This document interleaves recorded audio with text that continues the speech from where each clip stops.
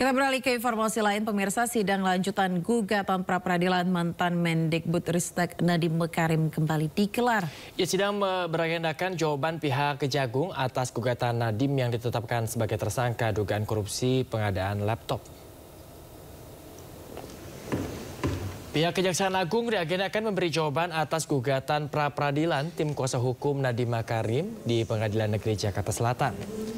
Dalam sidang perdana beberapa hari lalu, Nadiem mendapatkan dukungan dari 12 tokoh anti korupsi yang mengajukan pendapat tertulis amicus curiae. Dokumen itu disampaikan langsung dalam sidang perdana di depan majelis hakim. Selain kuasa hukum, kedua belah pihak, orang tua Nadiem juga tampak hadir di persidangan. Mereka meyakini Nadiem tidak bersalah atas kasus dugaan korupsi pengadaan laptop Chromebook Kemendikbudristek periode 2019 hingga 2022.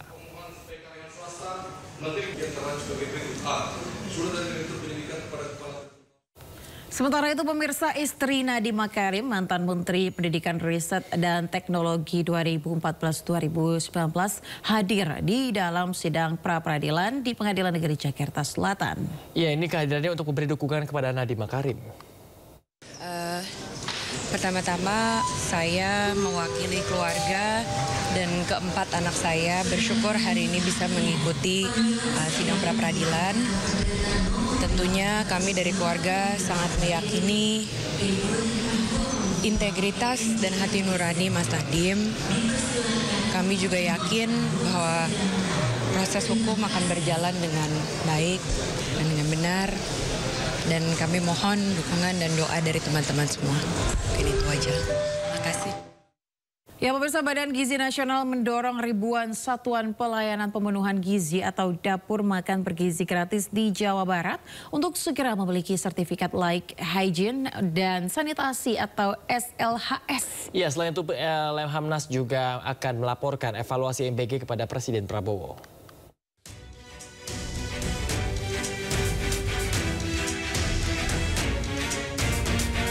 Badan Gizi Nasional mendorong sebanyak 2.600 satuan pelayanan pemenuhan gizi atau dapur makan bergizi gratis di Jawa Barat untuk segera memiliki sertifikat layak higien dan sanitasi atau SLHS agar dapat memenuhi standar operasional prosedur. Badan Gizi Nasional juga akan mempercepat proses pelatihan pekerja di dapur MBG agar dapat memenuhi standar. Selain itu, Wakil Kepala Badan Gizi Nasional juga menyebut bagi dapur MBG yang dihentikan sementara akan menunggu hasil investigasi dari kepolisian. Menunggu hasil investigasi ya. Hasil investigasi menyebut itu satu, laporan hasil laboratorium ya, kandungan apa yang ada di dalam makanan tersebut. Kemudian kami juga secara internal melakukan investigasi oleh Deputi Pemantauan dan Pengawasan. Fasilitasnya bagaimana? Sementara Lembaga Ketahanan Nasional atau Lemhanas akan melaporkan evaluasi MBG kepada Presiden Prabowo. Di samping itu, Lemhanas meminta BGN untuk evaluasi tata kelola MBG di Indonesia. Pada titik-titik apa yang membuat ya terjadinya dampak akibat dari tata kelola yang tidak baik. Saya kira pemerintah ya dalam hal ini BGN terus membuka diri untuk melakukan evaluasi terhadap tata kelola dari MBG tersebut, dan saya kira nanti akan ada revisi terhadap pelaksanaan dari MBG tersebut dengan melibatkan berbagai pihak. Banyaknya dapur MBG yang tidak sesuai standar membuat Badan Gizi Nasional mengevaluasi seluruh aturan. Hingga dapur MBG diminta memperketat aturan dalam memproduksi menu MBG.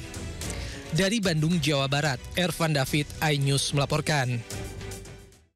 Kita beralih ke kasus ijazah palsu, ya, di mana Roy Suryo CS pemirsa mengaku punya bukti baru dalam kasus ijazah palsu Joko Widodo. Namun pengacara Jokowi tegaskan fotokopi ijazah tidak bisa dijadikan bukti.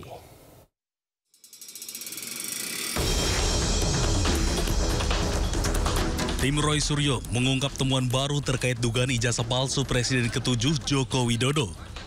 Temuan baru tersebut menguatkan hasil penelitian digital forensik yang menyimpulkan dugaan ijazah palsu Joko Widodo. Dokumen dari KPU dianggap sebagai objek yang sama dengan ijazah yang mereka teliti sebelumnya. Oke, nah ini ya. Meskipun ini kami pertanyakan, ada beberapa kok ditutupi. Ya, jadi uji konsekuensinya itu lagi kita bersurat lagi dengan Pak Bonatua dan Mas Michael itu yang ada di belakang sana. Kita lagi pertanyakan dan apalagi ini legalisasinya ini kan tahun 2019. Kita bersurat juga untuk yang legalisasi tahun 2014, itu juga kita minta legalisasi tahun 2005 di Jakarta, legalisasi tahun 2010 yang ada di Solo juga kita minta. Sementara itu, kuasa hukum Joko Widodo Yakub Hasibuan menegaskan fotokopi ijazah yang diklaim sebagai ijazah palsu adalah tidak benar. Oleh Bareskrim juga sudah dinyatakan asli karena sudah dilakukan lapor yang menurut kami sebenarnya tidak perlu sampai lapor. Namun proses hukum sudah berjalan dan sudah dipastikan itu asli sehingga dihentikan penyelidikannya. Jadi karena mereka mendapatkan fotokopi itu tidak bisa membenarkan bahwa seakan-akan tuduhan ijazah palsu itu terbukti. Kan nggak ada hubungannya. Kemarin mereka masih bilang, ya saya akan analisa, saya akan periksa lagi. Loh, kok Anda baru mau periksa? Sebelumnya, Bareskrim Polri menyatakan ijazah Jokowi identik. Sementara kasus ijazah palsu di Polda Metro Jaya masih berproses dan telah naik penyidikan. Tim Liputan iNews melaporkan.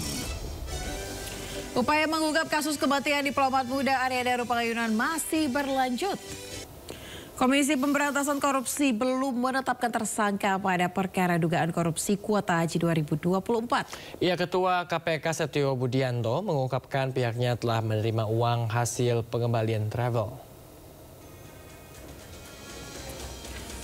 Ketua KPK Setio Budianto mengungkap sejumlah uang yang diterima KPK dari hasil pengembalian travel terkait kasus dugaan korupsi kuota haji tahun 2024. Setio menambahkan bahwa uang yang dikembalikan mendekati 100 miliar rupiah. Kini KPK masih mengejar aset yang diduga terkait dengan kasus dugaan korupsi kuota haji era Menteri Agama Yakut Khalil Qomas. Secara keseluruhan kalau ratusan miliar mungkin belum. Kalau sudah puluhan miliar mungkin sudah mendekati 100 ada. Tapi 100 miliar? Pasti akan kita kejar semaksimal mungkin.